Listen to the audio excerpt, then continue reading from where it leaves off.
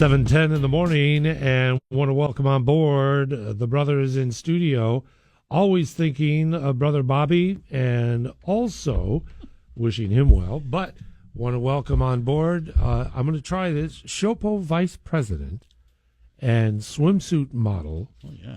It is Mr. Brother Sister. I'm trying to be all-inclusive. Wow. Steve Keel. Pretty woke. Yeah. Brother, sister, Yeah. swimsuit model. I want a signed copy of that picture. Oh, no, you don't. Oh, yes, you do. Oh, yes, you do. Rick, always happy and grateful to be here with you and your listeners. Nice to see you Thank you, today. bud. Nice to see you. Also, it's an incredible role that he had. He actually was the assistant to Steve Harvey in the Miss Universe contest years ago, but unfortunately Steve read out the wrong name. I gave him the wrong name. Sure, I gave him the wrong name. Yeah, but that wasn't you. That was Brother Nick, who is in the studio with us here today. All right, yeah, thanks for having me. For those of you who do want his Burt Reynolds centerfold disc photo, I do have copies available after the show. Thank you. He needed to have a catcher's mitt in one of those hands in that photo. And I'm just gonna introduce the man with the most frequent flyer miles with 3 residences in Thailand alone. Well, you know, Brother Mark Critchfield. it's a big country. Yeah, it is. Oh, happy Monday. Yeah. Happy Monday. Hey, everybody, go out and vote, please. Yeah. And not for the same old idiots. That's all I Okay, got to well, say, yeah. welcome everybody, and the tone has been set. No, but it is election day. Coming up. It has been ever since ballots were accepted. Yep, I voted already, and I brought someone down to vote and register. So Nice. Yeah. So they were not registered. No. Were they required to have ID? Yes, they were. Thank goodness. Yes, they were. They asked for ID. I brought her down to City Hall. Yep. People over there are really nice, phenomenal, really Nice. good, and but they did require ID. Good. Good. So, We also want to welcome into studio Steve's youngest child. The 4-legged one. Yeah. Harry. And Brother Titus. Titus In is with studio. us. Yeah, Rick. He's going to be 5 months in about a week. Yeah. Thanks for accommodating him Oh, this morning. it's a blessing to have Appreciate him. you. And he's so big now. He's getting there, right? Wow. He's getting there. Remember, Yeah. it's all Mark's fault. It's all started because Yeah, of Caricio over here. my fault. Yep. See how the blame. He was like, it's the politicians. And he's like, hey, do you want a puppy? Hey, my friend had a litter of Cane Corsos. Are you interested? Oh, maybe. So Cane Corso is the breed. Yeah, And it's an Italian Mastiff. Italian Mastiff. Yes, There we go. Yes. Now, you've given birth to several dogs over the course of your years, and your beautiful puppy is a Oh, right now I got a chocolate lab. chocolate lab. She's 4. Yep. My yellow passed last month. Mm-hmm. So Yeah, sorry. So yeah, that So was a sorry. rough one. But prior to that, I had blacks, 2 black males. Yeah. So they were good. So we'll see. I love it. Maybe another one in the future. We'll see. Very nice. Very nice. Brother Nick, he does have a parrot and 3 goldfish. They get along very well. And that, which is ironic. No, just. Are you a pet guy, Nick? No. No? I have a couple of thousand union members I have to take care of. That's about it. That is what we call a segue. Yeah. That's it. Brother Nick, tell us about SHOPO, and then we'll jump into topicality. Yeah, so SHOPO is the only labor organization that is legally qualified to represent law enforcement in the state of Hawaii. We represent police officers in all 4 counties statewide. We have an article with 57 contracts, which we are currently negotiating very diligently. It's going to expire at the end of June of next year. And we just keep plugging along every day, every month. A busy weekend. We did have an officer-involved shooting in Kalihi, which we call a critical incident, which we do respond to under our article in our contract. And that's what we do. You directly negotiate with the executive branch of the department, or do they have a representative that represents them? So typically the chief of police is the ultimate representative for the department. There's also representation from the city human resources agency The mayor typically gets involved through city HR. And then when it comes to contract negotiations, the governor actually plays into it as well. Does Corp Counsel have a role? Corp Counsel, I can't typically think of a situation where they do as far as contract negotiation does. Okay. It's not to say that they couldn't. I just can't think of an example off the top of my head. When contract negotiations take place, how much or if any is shared with membership during the process? So that's the tricky part about it. Members are constantly asking us, "What are you going for? Are we going to get raises? What do they look like? Are we going to have changes to this article or that article or this benefit?" We are actually bound by very strict rules not to be able to comment on what we do negotiate on actively. Typically, at the end of the negotiation, when everything is said and done and the contract has been ratified, we have a release where we do tell people what the awards are going to be, what we tried to work for. We are always open to our members approaching us and saying, "I have this idea," or "Could you change this or that?" Right. But when we're actively in negotiation, we are legally bound not to disclose what happens behind those closed doors. So that's the hard part for us, because it's hard for us to express just how much effort we put into things while they're going on. And we have skeptics who say, "Well, I don't really think that you guys are really trying as hard as we'd like you to," or so on and so forth. The truth is we're actually extremely diligent about it. But we just can't talk. Yeah. Steve, add anything? No, just, we have 57 articles in the contract, and the members, when they have time, they can go ahead and they can give us suggestions when we're not in active negotiations, and then we can take it with us when it comes time to actually sit down. When there's a transition from an expiring contract to a new, does the template remain the same, and then there are just simply adjustments, or is there "quote unquote" new business that arises that needs to be included? So there's typically new business. On the state board level, when we prepare for contract negotiations, we always spend a lot of time actually going through each article in each supplemental agreement, line by line, page by page, and preparing any type of change that we need to make. So essentially, we're very thorough about it. Are we satisfied with it? Do we want to change here? We'll even go down to verbiage changes sometimes.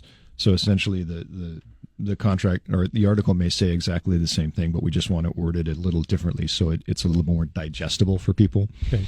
And we will spend weeks and weeks and weeks preparing for that before we go in. If a contract comes to a point where it reaches expiration and we're still in negotiation, which has happened several times, we do sign letters of agreement with the employers to make sure that everybody understands that the articles that are in play do stay in play. Yeah. So just because a contract expires doesn't necessarily mean that the 57 articles are suddenly null and void, and it's a free-for-all. The hard part about that, though, is that the schedule of raises does get frozen.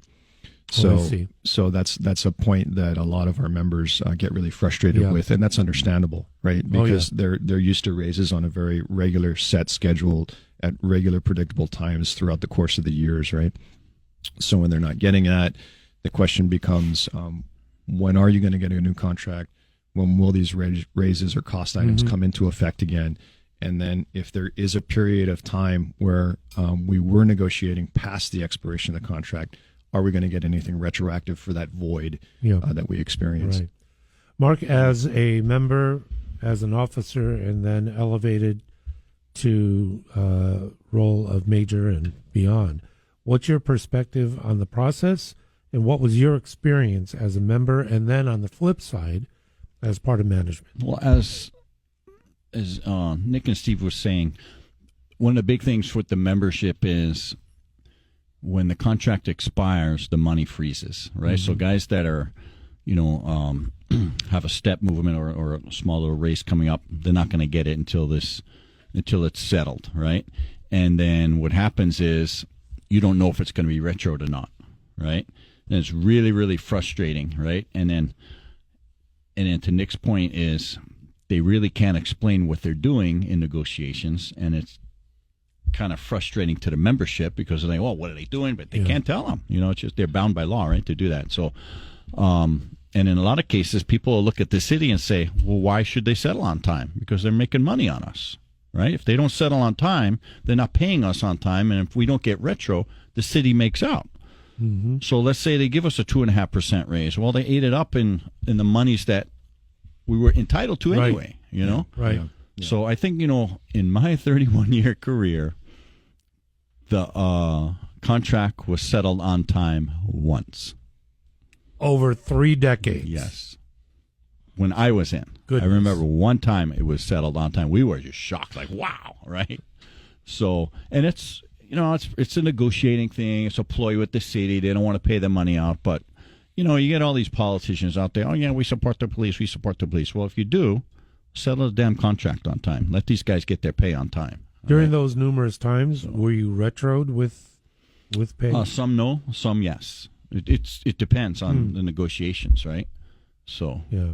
Steve, is it possible to have that actually in the contract? We actually were able to get retro pay for the membership on the last contract. Okay. And that was the first time that something like that occurred. Wow. And I think it's important to share, too, that when SHOPO is in the collective bargaining process, there's other unions as well that are negotiating. So there's, in some ways, we have to wait to see what union's going to go and who's talking to what. It's not just SHOPO and the employer and the state and the mayors. It's the governor, the 4 mayors, and there's other unions, obviously, usually around the same time, negotiating their contracts as well. So, if I may ask, what is the ETA? When is the new contract? When is this contract officially expiring? And can we start there? Yeah, it would expire on the last day of June of next year. So also the fiscal year. Yes. So July 1st is always the start of a new contract. And typically we go with a 4-year. We have gone with a 6-year contract on occasion, but that's sort of a modification due to the length of time it takes us to negotiate that void that I was talking about. Sometimes that void can actually be years, believe it or not, which to Major's point is beneficial to the employer because then you have 24 or 36 months worth of time where they're not paying any raises to any employees who are police officers in all 4 counties. So there is a cost savings to the employer at that point. So I can see the look on your face about how you're realizing how complicated this is getting, right? Well, no, it's just amazing that there are political maneuverings and the utilization of quote unquote leverage, but then you're affecting the lives of the people that you're eventually going to settle. I mean, it's going to get done. Yeah. So just get it done now. Yeah. What do you have to do? It's a symphony. It's a symphony, literally trying to conduct it. And that's I can't tell you how overwhelmingly frustrating it can be for us as union officials to have to try and get in the mix and conduct it, and then have the members constantly saying, okay, well, what's going on? What's going on? But you can't explain to them just how complicated this is. It literally takes years worth of work to even get up to speed where you start to really understand how it does work. So it's almost like an election. As soon as the contract is ratified, you're already working on the next. Yeah, but it's all about the money, right? And the city don't want to pay it out. They want to give you as less as possible. And I'll give you an example. Look at the COVID money. These guys should have been paid already, but the city's dragging it. In my opinion, they're dragging it, right? They don't want to pay it out. You're going to pay it anyway. Pay it out already. So what is it, a game of attrition? Sometimes, yes. Yeah. Goodness. 7:25. Would you gentlemen stop being so interesting and having our time fly by? So thank you, because I think it's important that we understand a little bit more, as much as you can share with us, of what the overall umbrella situation is in serving as a police officer.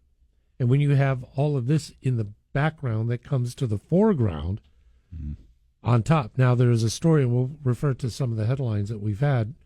There was a story that appeared just 2 days ago. I think it was on KHON2.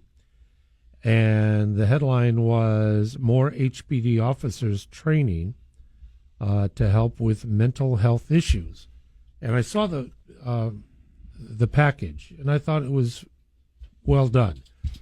But whenever you put the words HPD officers and mental health together, there seems to be a jump to conclusion.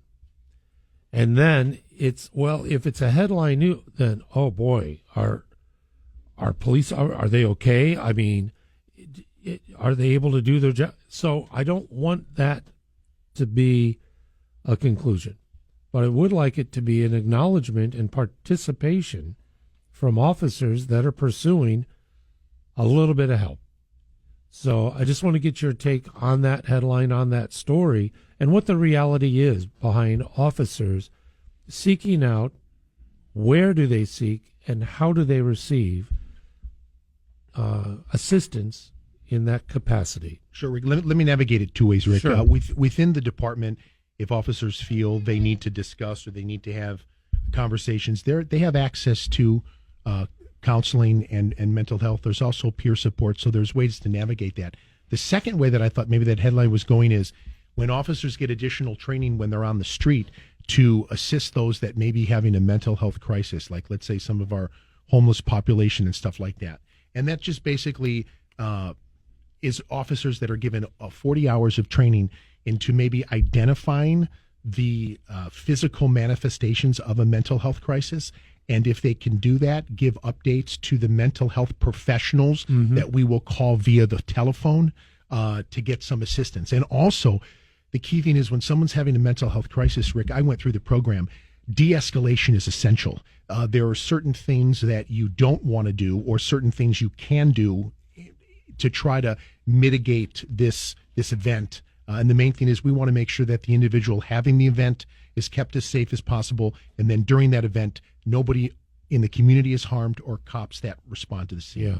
So, yeah. De-escalation. Boy, that's so important. It is. And again, this is not, cops are not suddenly becoming psychiatrists or psychologists. This is simply as first-line responders, officers showing up, having a little bit more in their toolbox to do some verbal speaking with someone that's in mental health crisis and basically what not to do when someone is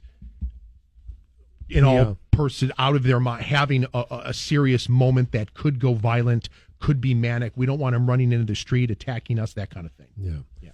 Mark, thoughts? So a couple of things. Number one, right, for officers themselves getting help, right, we're human. Police officers are human just like anybody else. And the crap they have to see and go through and take from the public, right? So, of course, some guys might need to reach out for help.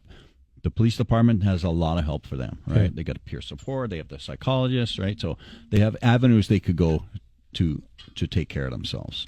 And just because they ask for help doesn't mean that there's something wrong with them, right? Because let's face it, we go through some traumatic stuff. No, right? I mean, amen. You know, just like Nick was talking, we had a shooting the other day. Just that alone, right? You know, guys may need some help for that. Would there be a reticence to reach out for help and assistance because there is a concept that it will be held against me if I admit that, hey, I need a hand? Well, I don't know if they're thinking it's going to be held against them, but it's the old where I should be able to take it type of thing. You know what I mean? I'm a cop. I should be able to take it. So I don't need the help, or maybe I shouldn't go get it. So right? there's no sense of retribution. It could affect your file. It could affect a promotion or anything like that. No. Good. So good. But then on the other hand, now we're in the public where they're receiving training for mental health. It's just another hat the police need to wear, right? It's like, how much more stuff you want these guys to do, right? Yeah. I remember, not too long ago, all these politicians screaming, oh, we need more mental health professionals out there instead of police to go handle this stuff. Well, where are they? What did you do about all your talk? You didn't do anything. Well, I mean, the core that was core that's one of their primary roles. Yes, you're not going to see me defend. Our community has an explosion of people that are coming here and living on the streets. I mean, it's everywhere. I would say that I don't know how much it's increased, but maybe you boys would agree. If we just look at a 5-year snapshot, I think there's more people that are choosing to live on the street. And as a member of the community, forget being a police officer, I'm not okay with that. I'm not okay with that at all. And this is what really chaps me. I went to Petco over there in Evilay next to the resources that are there. You have this shelter, you have a place for people to go, yet they set up the tent cities right outside of that building. Right? Like the services are inside. Go inside. Don't sleep on the street. Don't do that. And we just have to come together as a community and say enough is enough.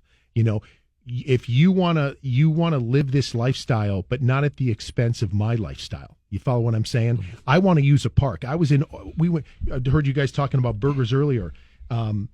Mo'ili Community Park, beautiful park, the baseball field. What a mess disaster that is. And that's not the police department's fault. Let's get that straight. That's not the police department's fault. Somehow people have been allowed to turn that into a tent city over there in the bathrooms. How can people that pay taxes and live in that area use the park, use the community? So to Mark's point, I don't even know if we could get mental health professionals on board fast enough to effectively treat all the people that are suddenly choosing to live in the street. And it's just a question of how do we get these people off the street and into housing? But there comes a time, Rick, where I think choice is out the window. If you either do it or there's got to be some type of consequence. We can't just let this go, because I think we'd all agree, Rick, whatever we're doing currently, and I'm not saying that we're not doing some things. I think people have good intentions and there's progress made in little individual moments. But if we look at the macro approach to this, not the micro, we have more people on the streets than ever before. And again, do police officers need to be trained in this? Yes, because usually we're the first people getting to the person. So that's important. And as far as the city getting more mental health professionals, that's great, but they have budgets and training. We have beds. We have places for these people to go. The question is, how do we get them in there? And at some point, I don't think we can only ask so much. And if people are visibly, we want to be our brother's keepers, but if people are unable to make those decisions, then at some point we have to make it for them. And yes, there's a court process for that, but it's quite arduous, and it's a little bit over the top, right, Nick? If you get a judge to commit somebody, we're just talking about getting people off the streets. And I don't mean to ramble. I'm just saying that we live in this community. We pay a lot of money to live here. And I feel the experience of living in Honolulu County is being degraded by people that are choosing to live on the street.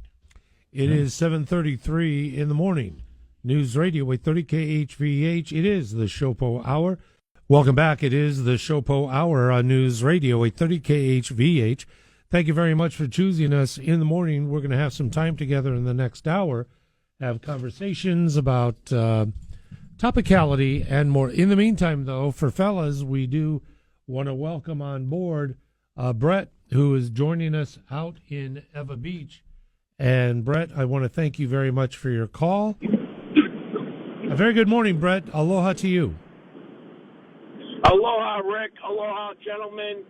First of all, I want to say thank you for your service and all the men that you supervise and underneath you, and all the men in blue for everything that you do to keep us safe in these crazy times we're living in these days.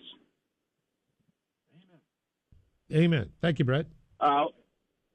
One of the questions I wanted to ask them is, when Duke Iona was running for the mayor job, he had talked about a mobile court that would be out there where, these people with the, our homeless issues, in my opinion, is broken up into three categories. You got the homeless because they just lost their job, whatever the case may be, and they're probably the ones that are most likely getting the help through the services that are provided.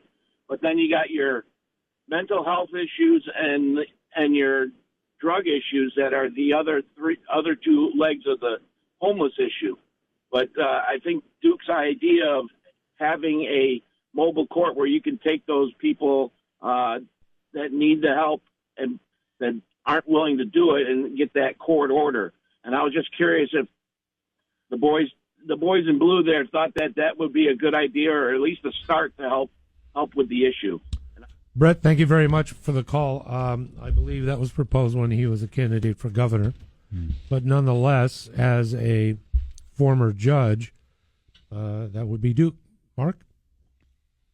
I think the mobile court will be only as good as the judges. And right now, all our judges, whether they're going to be mobile or they're going to be in the brick and mortar building, they're not doing their jobs. So it's like I said, it's only as good as the judges, and the judiciary is crap right now. So They're hold just on. letting these people. I got to ask you this. Yeah. Not doing their jobs. Is their ability to do the job that you would expect them to do linked directly to a lack of prison space, accountability, consequence that they can mete out? Or is it just, it is their role, dismiss, dismiss, dismiss, dismiss, dismiss? I think it's a little bit of everything, Okay. right? But this is my thing as a citizen, as a taxpayer, Yeah. as someone who wants a safe community. You as a judge, when someone's in your courtroom and you need to dish out punishment, you shouldn't be looking, oh, do we have the room? How about you sentence this person to what they need to be sentenced to, right? And you worry about the rest of corrections. Let them deal with that. You're a judge. You sentence this person, not, oh, you know what, we don't have the room, so we're going to let you go, right? I mean, that's BS. But I don't know how the system is working over here, whether they're hand in hand, but it shouldn't be, you know? So what would be a consequential sentence? Whatever they deserve. Instead of... So financially, you know. you can't... Taking someone's freedom is probably the greatest consequence. Yes, it is. But if we literally do not have... and I'm not defending them, I'm just Right, trying to no, I go know, through the I know. process. Yeah. We have overcrowding here. We have OCCC, which is already under federal consent decree. We have prisoners dying in Arizona, and people are all in arms about transporting prisoners out. And I'm not even sure if we've reached limitations on exporting inmates. So if you have an individual, they don't give a rip because they're committing the crime over and over. What's going on? Yep. So if I'm a judge and I can recognize, listen, this guy's a complete, absolute disaster, violations, well, let me see what I have in my arsenal here of what I can do. I think the arsenal would kind of look like this. Because, I mean, to mete out justice, you need to have the availability of what will meet that criteria. Is that... I get it. Not trying to be But too vague. I get it. And then you get all these bleeding hearts. Oh, we can't send them to the mainland. They're going to miss their families. Oh, well, they put that in. They did that to themselves. Well, I right? agree. I agree. So there's space available on the mainland. Get them over there. All right. If your family don't like it, don't commit the crime. Okay. Simple. Amen. Steve? I would say Duke Iona knows what he's talking about. This is an individual that has been in public service. He's been in the court system. So, and SHOPO actually endorsed him for his run for governor. So there's that. But regardless of where your politics is at, this is a man that has worn two hats. He's been in the judicial system. He's been lieutenant governor. Okay. So when he comes up with some ideas, I think we could agree that he's pretty qualified to have opinions on certain matters because he's actually, we'll say, kind of lived the experience. So I wish something like that would have been able to take off. To Mark's point, how would it be executed? How would the judges perform their role when they wear the robes? I don't know. But in theory, I think we could agree something more needs to be done. We need to get creative. We need to think out of the box. And we need people like Duke Iona to come up with these ideas and to be persistent. Right. To be persistent about that, because it can't keep being status quo, Rick. Right? Oh, dear heavens! For It can't. 35 years it can't doing keep this. being the same way. But that's my frustration comes from. I'm talking about the same stuff 3+ decades ago, and this inertia in our community. People are leaving. People aren't voting. They're not participating. Because they are of the understanding, due to their experience, nobody gives a rip. Politically speaking. No, and I would say, can you? Hearing what you're saying, Yeah. could you blame them? I mean, sometimes people are put in situations where they have to, they can't make it work here anymore. Brother Nick, before we take a break, your thoughts. So, to the caller's point, I'm open to the idea of having homeless court, a mobile court, to go out and actually go into the field and interact with these people wherever they are. I think the main idea for it, more than anything else, is the sake of efficiency. A lot of these people who are being cited for homeless-related issues or are experiencing the effects of homelessness just simply can't get to court. And so there's nothing wrong with taking the court to them. I'm fine with that for adjudication purposes. But I think a lot of it falls back to what Major said. Is the court actually going to be fair about things in the sense that not only do they meet the alleged accused person halfway, but they meet the community halfway as well in dealing out the correct amount of appropriate justice for this? Is the court actually going to make viable attempts to get this person off the street, or is this just a going through the motions kind of thing to make us all feel a little better about it? To your point, I think this all really does, more than anything else, come back to our ability to correctly incarcerate in a humane way people who are offenders who do need to go to jail. That is the whole point of it, more than anything else. So it falls back to our conversation from last week. Mm-hmm. We do need a completely refined prison system here, particularly on the county level in Honolulu and Oahu. I would just encourage we get the playbook from Singapore and put it into play, baby. Amen. Tell you that. To that. Hey, it's 7:47 in the morning. The fellas are in studio. The SHOPO Hour will continue. Brett, thanks for your call. You want to jump on in? 521-8383. It's the SHOPO Hour on News Radio 830 KHVH. And that would be it. Us and it, both together. SHOPO Hour.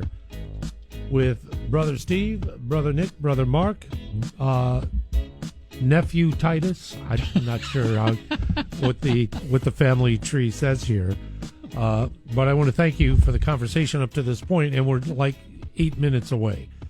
I just wanted to briefly mention the police, another encounter. And I want, my take on this is what we talked about previous programs, exactly what the role of our officers, what you have to contend with, deal with, and are exposed to at any given moment. And this boiled down to a traffic stop, which led to what we are being apprised of now. Just whatever commentary, thoughts you like to give. I'm more interested, how are the officers doing? If we know, I guess administrative leave would be the first step, but no injuries, everyone's okay? So no injuries reported as far as the officers go. Obviously, the suspect, was hit, and I believe is in serious condition. The officers are on administrative leave. I think Arthur Logan, if he's here on Thursday, could speak more about that as far as the procedures go. There will be a debrief from peer support.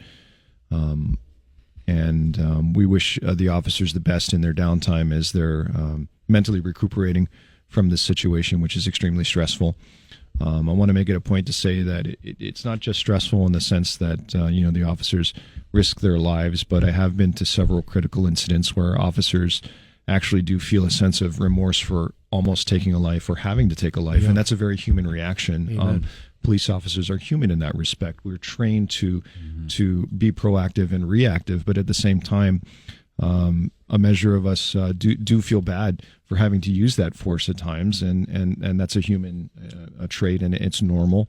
It's one of the things that you kind of spoke to at the beginning of the program about how do we process the things that we go through on a daily basis. But that part of town, Kalihi, the largest concentration of public housing in the state. I worked there for 10 years and almost 2 months straight as a beat cop in the road every day. And I can tell you there are times when things get really bad. If it happens in the housing at that time of the night, it's going to get extra bad. So a dangerous situation for sure. And I'm glad our officers did not get hurt. Yeah. I mean, the concentration is, profound. Steve? I have a close friend that works in that plainclothes unit. He's a close friend. He's an outstanding cop. I reached out to him yesterday to see if him and his team were doing well. He said they were. Circumstances Warwick, this is the plainclothes units, the crime reduction guys working in D5, talented men and women. that do certain things that need to get done within that district. Cold 10 vehicle, stolen vehicle, okay, goes into KPT. Driver gets out of the vehicle, flees on foot, opens fire on 2 of the plainclothes officers. Okay? Got it. Because of that, officers return fire, striking the suspect, causing non-life-threatening injuries. Okay? Excellent. But when you are, think about it like this. You're that brazen to get out of the car, a stolen car, by the way, and then shoot at police. What do you expect is going to happen? Right? You want to talk about force in our hand. Yeah. Right? Hey. No, that's so right. So just for all those people that what kind of force? Hey, you get out of a stolen car and you shoot at police. Guess what? Yeah. Every single cop that has a firearm is going to do what they need to do to keep themselves and the community safe. Yeah. Got it. I have a question to ask each of you, and I hope it's appropriate. And if not, please let me know. Yeah. Brother Mark, in your 31-year career, have you been involved in a situation where your firearm was necessary to be used? No. I haven't. During my career, thank God, I never used my firearm. I did pull it out once, twice. But other than that, thank God I never had to fire it. Amen. And to all those people out there that think cops like to go out there and shoot people, that's the last thing we want to do when we go to work is pull out our firearm. That's the last thing we want to do. Yeah. Brother Steve. If we're I have not had to discharge my firearm in the scope of my duties. I have at appropriate times had to point my firearm at individuals, and there's documentation that goes along with that. But I have not had to discharge my firearm up until this point in the scope of my duties with HPD. Gotcha. Brother Nick. Discharge, no. Draw or display, yes. Okay. Yes. If you're at the point where you have to draw your firearm, if someone is shooting at you, that is definitely not a time for de-escalation. Like Steve said, that simple reaction, that is contain and neutralize the threat type of situation. That's what happened here. Very appropriately, I'd say. Considering the fact that this person shot at police officers first. The article that I've read also says that this person was in possession of a ghost gun and was also a convicted felon, which means they're not supposed to be in possession of any firearm, period, whatsoever. So you have the double whammy there. Yeah. I got the stats on that if you want. Please. Okay. So if you go e-Kukua, so this is public information. Suspect, 36 convictions, 14 felonies. Dear goodness. He was released on a $100,000 bail at the time of all this crime series. $100,000 and he posted. It. Well, okay. So he's a convicted felon, and we have some of the strictest gun laws in the country. He's still got a gun. So, if, I'll leave it at that. And I think the takeaway from Mark said, good. How many convictions? 36. And how many felonies? 14 felonies. 14 convictions felony now. The convictions. I know. That's so. And one of the most frustrating, and I'll just say two things. One is that in the Big Square building and amongst the majority of leaders in this community, there is advocacy for the criminal and not the victim. Real quick. So the minimum felony is of up to 5 years in prison. If he got convicted of 14 felonies, the minimum, that's 60 years. 70 years, 70 years. Well, yeah. Clearly he's not incarcerated. That's incredible. Right. And last thing, the undue amount of attention, restriction, regulation on legal gun owners is pathetic. Yeah. Because the equal amount should be done with criminals, ghosts, etc.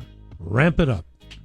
Yep, absolutely. On that note, we have 7 seconds left. Brother Nick, Brother Steve, Brother Mark. Thank you for the SHOPO Thank you, Hour. brother. thanks for having us. Rick. Thanks for being with us, KHVH Honolulu. It's 8 o'clock.